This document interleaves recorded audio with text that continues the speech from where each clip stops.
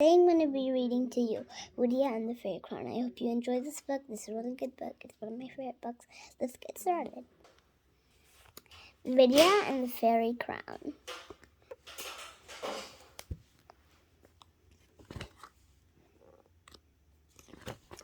Vidia and the Fairy Crown. Come on, come every never fairy and every sparrowman to her Royal Majesty Queen Clarion's arrival day bash, where the home tree dining hall, when the evening of the next full moon, just after sunset, to make it the merriest, wear your very best.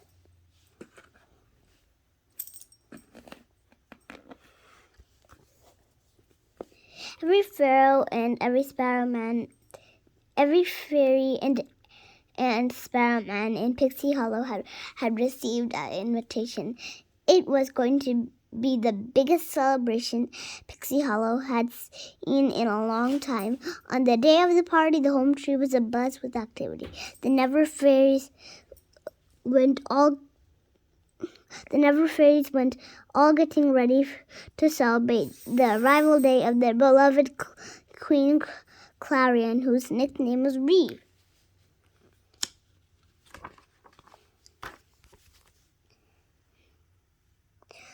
All the fairies were busy cooking, baking, polishing, decorating, and sewing for the event.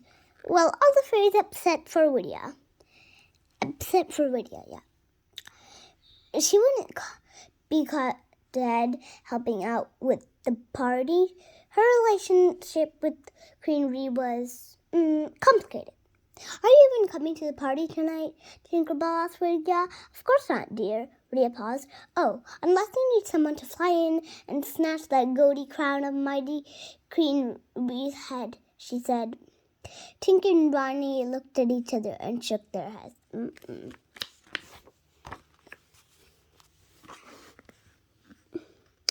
That evening, the Queen's helper fairies were laying out her gown and jewels for the party. The Queen's crown was the most special fairy treasure in all of Pixie Hollow. It had been passed down from Fairy Queen to Fairy Queen throughout the ages, but when Cinda opened the cabinet, the crown wasn't there. Queen Reeve called an emergency meeting to let the fairies know that there would be no celebration. I need your help in finding my crown, which has gone missing today. Has anyone seen or done anything that might have something to do with the missing crown?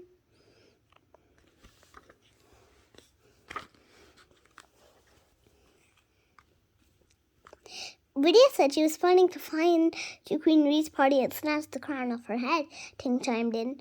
Vidia forced a laugh. Oh, this is ridiculous, she said. Yes, I said those things, but really, what would I want with your crown, Reeve? The crown is special to all of us. It belongs to Pixie Hollow.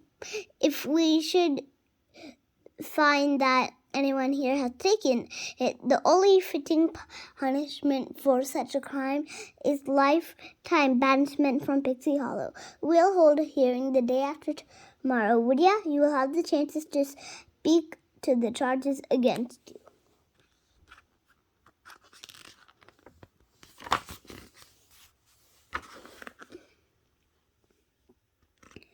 Vidia was in shock. She was sitting on the ground in the shadows of the mulberry bush when Pilla spotted her. Unlike some of the other fairies, Pilla didn't believe that Vidia was all bad. Vidia, are you okay? Pilla asked.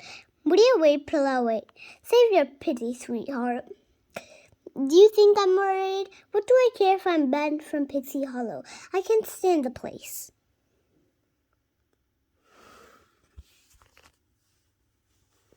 Pilla wasn't buying it. She could see the fear in Vidia's eyes. Oh, she knew that Vidia found Pixie Hollow annoying, but even Vidia wouldn't want to be forced to leave her home and live all alone. I'll help you, Vidia, Pilla offered. Tomorrow we'll start an investigation. That's Pilla here and then this Pilla here. Huh, Pilla's kind.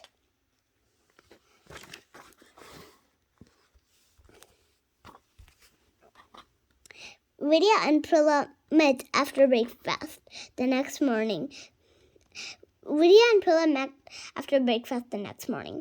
on, Vidia barked. We'll start by questioning the Queen's helper fairies. In the Queen's sitting room, Vidia and Prilla asked Cinda, Rhea, and Lise and Grace about the last time they'd seen the crown. Each of them had seen the crown recently, but it turned out to be Rhea who had seen it last.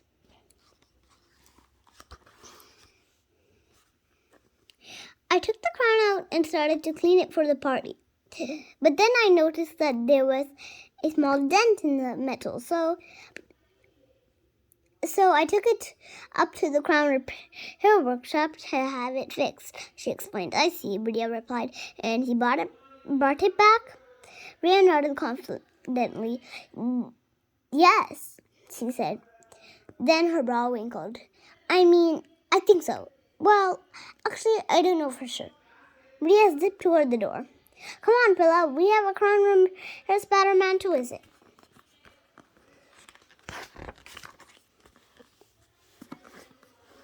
So Vidia, Prilla, and Rhea went up to talk to Aiden, the crown repair spatter man.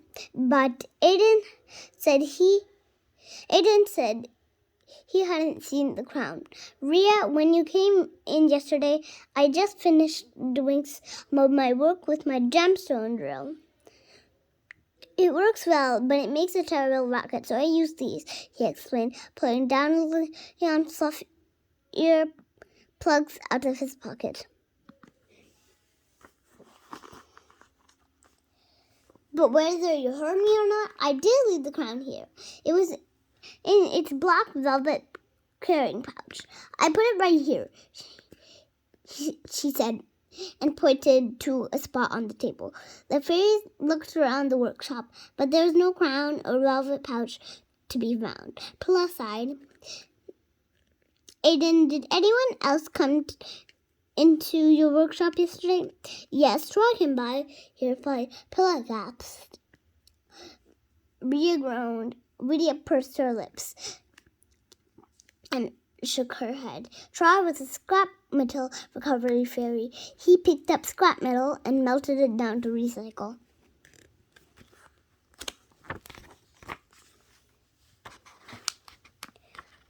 Prilla and Vidia raced toward Troy's workshop, but Troy hadn't seen the Queen's crown either. And you're sure you didn't find anything unusual mixed with Aiden's scrap metal? She asked. Think carefully, love. The crown might have been in a black velvet pouch. Velvet? Yes, I did find some velvet in the pile.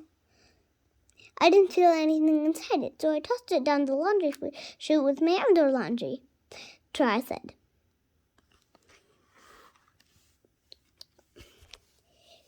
In the laundry room, Prilla and Vidia tracked down Olympia, who did remember seeing the velvet pouch in Troy's laundry. Olympia retraced her steps and realized that she forgot to take it out of the carrier she was using before returning it.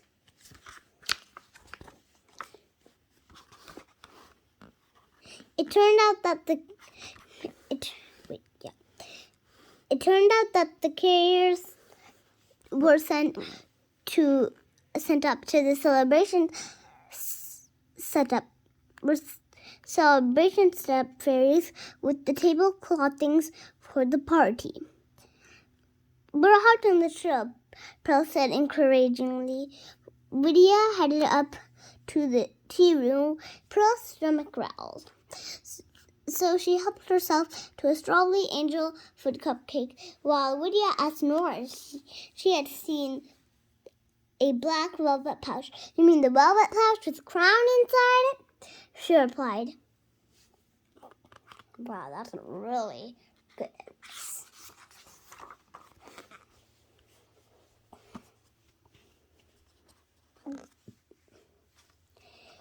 Vidia and Prilla couldn't believe their ears. Vidia spoke first. Yes, she cried. Nora, where is it? Well, we took it out of the pouch and tossed it in the back room with all the other crowns, she said casually. Nora led them out of the tea room and over to the storeroom. There before them were stacks and stacks of shiny, glittering crowns, and every one of them looked exactly like Queen Reese.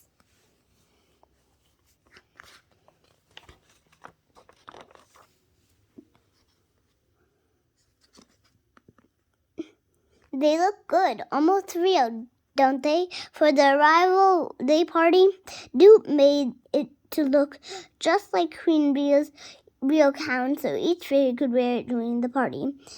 She explained. Well, we'll need to go through all of them to look for the real crown, Vidia replied. Prilla recounted the whole story to Nora, whose eyes widened in shock as she put the pieces together. Together. How in the world are they going to find it?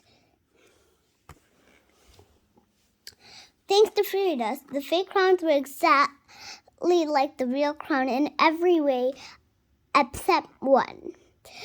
When it is placed on someone's head, the real crown magically changes size to fit the wearer perfectly. So the fairies would have to try on every crown. This went on through the evening and through the night. Finally, something happened. Was it just Lydia's imagination, or had this crown just shrunk? When she reached up to touch it, the crown fit perfectly on her head.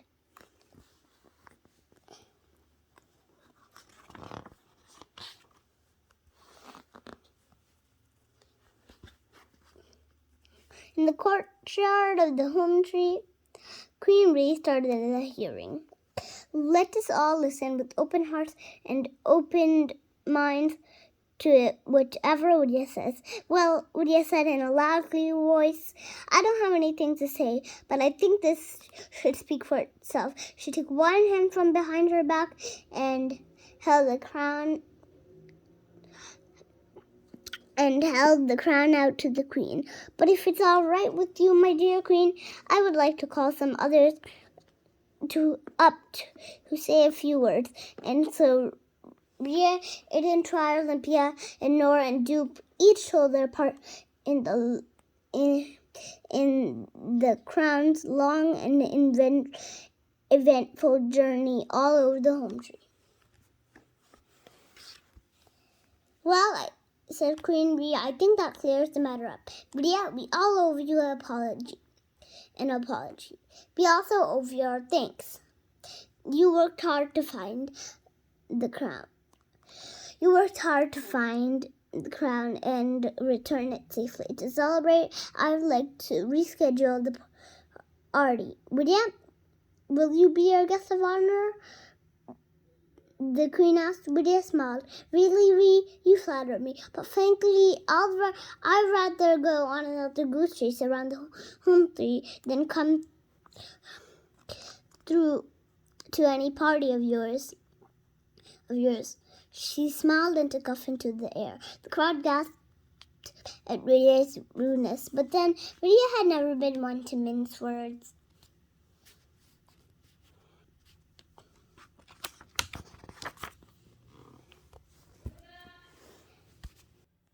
I hope you enjoyed this book. This is a really good book. And please subscribe to our channel. It's all this fun. You can always start YouTubing with us, and only kids are allowed. Bye, guys.